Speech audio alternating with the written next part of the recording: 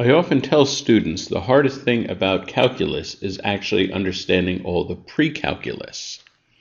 And this is so true in applying the chain rule.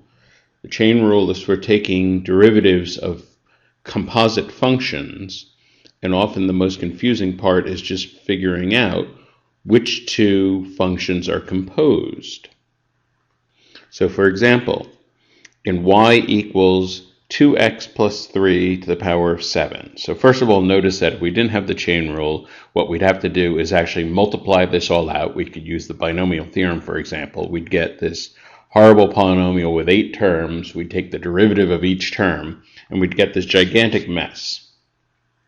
So with the chain rule, it's much simpler, but step one is always, in applying the chain rule, figuring out if we're going to say that this is f of g of x, what function is on the outside and what function is on the inside.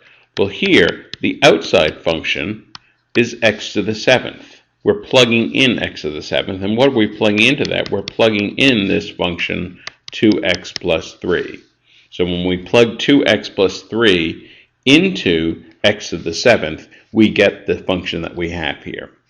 Now, in order to apply the chain rule, we're going to need to know the derivatives of both of these. So, of course, f prime of x is 7 times x to the 6th. That's just the power rule.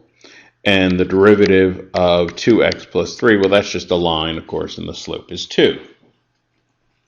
So now we're ready. Y prime will equal f prime of g of x times g prime of x.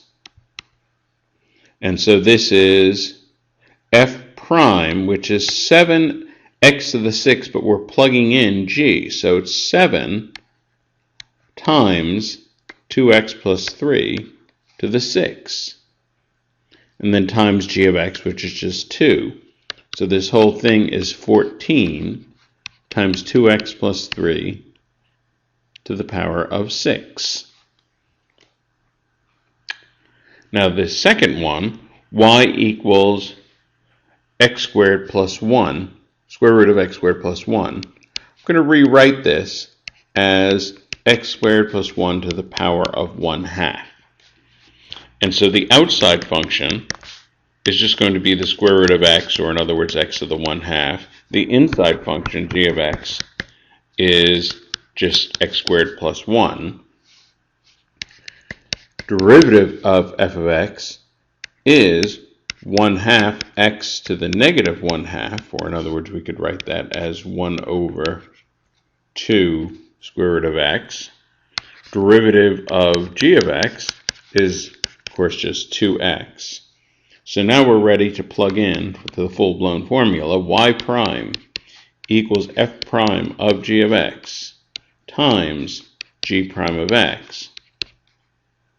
Well, f prime of g of x, that is 1 over 2 square root of g of x, which is x squared plus 1, times derivative of g, which is 2x.